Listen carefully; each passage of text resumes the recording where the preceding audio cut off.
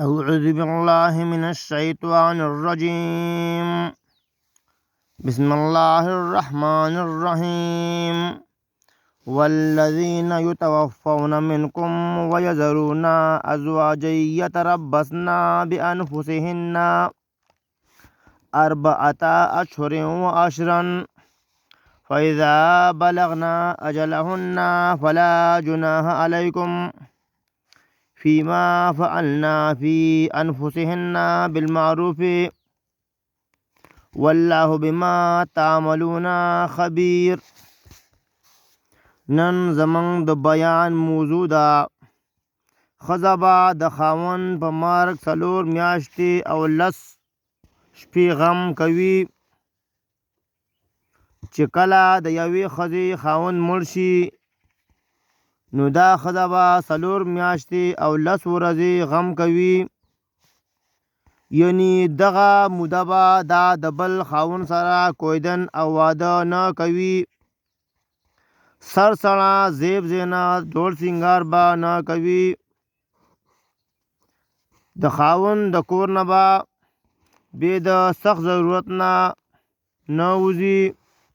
څنګه چې الله تعالی په سورة بقره آیات نمبر 234 کې فرمایي والذین یتوفون منکم ویذرون ازواجا یتربصن بانفسهن 4 اشهر وعشرا فاذا بلغن اجلهن فلا جناح علیکم فيما فعلنا في انفسهن بالمعروف والله بما تعملون خبیر.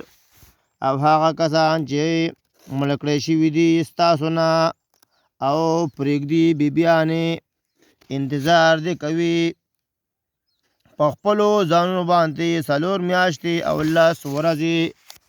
نو کله چې ورسیږي دوی نیټې یعنی د عدت خپل ته نو نشته ګناه په تاسو باندې په هغه کار کې چې دوی یې کوي په باره د ځانونو خپلو کې په نیکې طریقې سره او الله تعالی ستاسو په عملونو خبردار دی.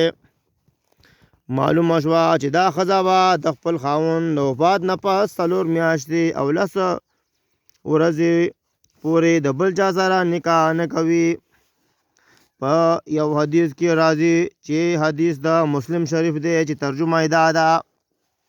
عائشہ رضی الله تعالی عنها روایت ہے چې نبی کریم صلی الله علیه و آله وسلم فرمایلی دي حلال ندی د یوې ښځې دپاره چې په الله تعالی او په ورځې د آخرت باندې ایمان لري دا چې په یو مړي باندې د 2 ورځو نه زیات غم وکړي سوا د خپل خاوند نه. یعنی په هغه باندې به 4 میاشتې او 10 ورځې غم کوي.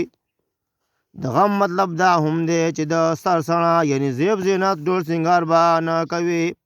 حدیث د ابو داود کې راځي چې ترجمه یې دا ده. د نبی صلی الله علیه وسلم بیبی ام سلمہ رضی الله تعالی عنها نا روایت ده چې نبی کریم صلی الله علیه و آله وسلم فرمایلی دي د کومې ښځې چې خاوند مړ شي یعنی کونډه شي هغه به یعنی په عدت کې رنګ شوي جامې نه اغوندي او نه به په مشک باندې رنګ کړی شوي جامه او نه به کالي اچوي او نه به نکریزې لګوي او نه به رانجه لګوي. د ابو سعید خدری رضی الله تعالی عنہ خورکۍ فریا بنت مالک رضی الله تعالی عنہ فرمایي زما خاوند په قدوم نامې ځای کې وفات شو نو زه نبی کریم صلی الله علیه وسلم لا راغلم.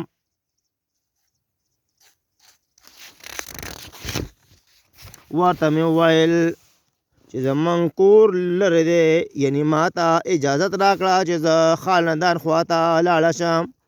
نو اجازت یې راکړو بیا یې راوبلله او ورته یې وفرمایل چې په خپل کور کې 4 میاشتې او 10 ورځې حصاره شه تر دې چې ستا عدت پوره شي. د دې مذکوره او د دې نه علاوه ګڼو احادیثونه دا موده او طریقه د غم ثابته ده چې ښځه به صرف د خپل خاوند په وفات باندې 4 میاشتې او 10 ورځې داسې غم کوي چې نه به د بل خاوند سره نکاح کوي نه به سرسړه یعنی زیب زینت ډول سینګار کوي او نه به بې د سخت ضرورت نه د کوره وځي وغیره وغیره.